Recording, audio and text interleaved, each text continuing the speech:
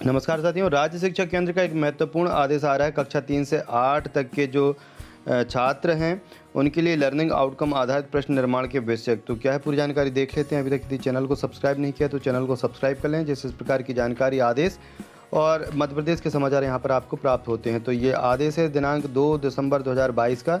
प्रति आप देख सकते हैं जिला शिक्षा अधिकारी, प्राचार्य डाइट, जिला परियोजना समन्वयक और समस्त जिले मध्य प्रदेश, प्राचार्य IAS CTE संबंधित संभाग।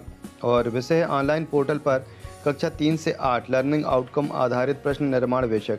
राष्ट्रीय शिक्षा नीति 2020 NEP समग्र शिक्षा प्रणाली को रटने की पुरानी प्रथा से अलग वास्तविक समझ और वास्तविक ज्ञान की ओर से जाने की पक्षधर है। NEP 2020 अनुसार शिक्षा का उद्देश्य केवल संज्ञानात्मक समझ न होकर चरित्र निर्माण और 21वीं सदी के मुख्य कौशलों यथा समालोचनात्मक चिंतन, क्रिटिकल थिंकिंग, रचनात्मक क्रिएटिविटी, वैज्ञानिक दृष्टिकोण, साइंटिफिक एटीट्यूड, वास्तविक जीवन आधारित ज्ञान, रियल लाइफ बेस्ड नॉलेज, विश्लेषण आधारित ज्ञान, एनालिसिस बेस्ड नॉलेज, संप्रेषण कौशल, कम्युनिकेशन स्किल, समस्या समाधान, प्रॉब्लम सॉल्विंग, सहयोग पूर्ण अधिगम, कोलैबोरेटिव लर्निंग आदि क्षमताओं को विकसित करना है। वस्तुतः नवीन शिक्षा नीति अंतर्गत आकलन प्रक्रियाओं में रटन अधिगम, rote learning, recall based knowledge से परे ज्ञान को वास्तविक जीवन में आत्मसात करने पर जोर दिया गया है, ताकि विद्यार्थियों का समग्र विकास हो सके। सीखने की प्रक्रिया द्वारा बच्चों में कक्षा एवं विषय अनुसार निर्धारित अधिगम प्रतिफल लर्निंग आउटकम विकसित होने की अपेक्षा है। इसी उद्देश्य से आकलन की प्रक्रिया को अधिक प्रभावी बनाने हेतु कक्षा 3 से 8 के विभिन्न प्रकार के आकलन हेतु रटन अधिगम से हटकर उच्च गुणवत्ता युक्त प्रश्न निर्मित किए जा रहे हैं। इसके साथ ही समय समय पर होने वाले विभिन्न राष्ट्रीय उपलब्धि सर्वे, जो कि हम जैसे NAS कहते हैं, नेशनल अचीवमेंट सर्वे, में पूछे जाने वाले उच्च तार्किक क्षमता से युक्त प्रश्नों पर भी विभिन्न स्तर पर समझ बनाने की आवश्यकता है।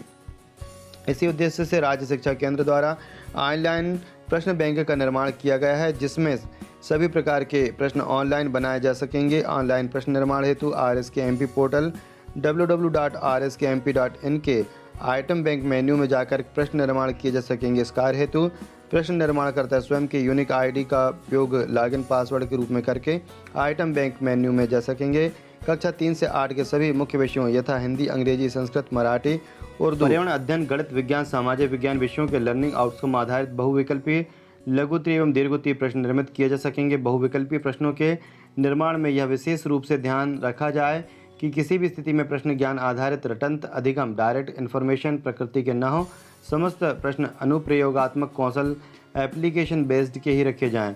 प्रश्न में तथ्यात्मक व भाषागत त्रुटि न रहे। भाषा के बहुविकल्पीय प्रश्न NS पैटर्न के हों, अर्थात बहुविकल्पीय प्रश्न अनुच्छेद आधारित, सूचना पटल आधारित, तालिका आधारित एवं पोस्टर चित्र आधारित रखे जा सकते हैं। प्रश्न निर्माणकर्ता द्वारा अपलोड किए जाने वाले प्रश्नों को विशेषज्ञों, मॉडरेशनकर्ताओं के दल द्वारा मॉडरेट किया जाएगा एवं प्रश्नों की गुणवत्ता को परखा जाएगा। उच्च गुणवत्ता युक्त प्रश्नों को चिन्हित कर प्रश्न बैंक में सम्मिलित किया जाएगा।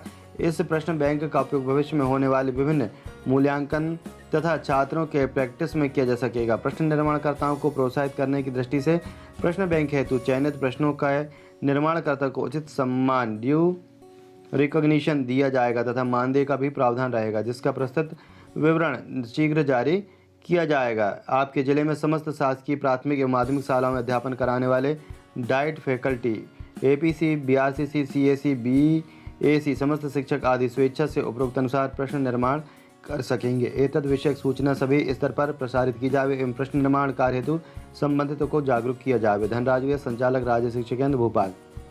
महत्वपूर्ण जानकारी यही है कि समस्त शिक्षक और जितने भी अधिकारीगण हैं वो इस प्रकार के प्रश्नों का निर्माण कर सकते हैं।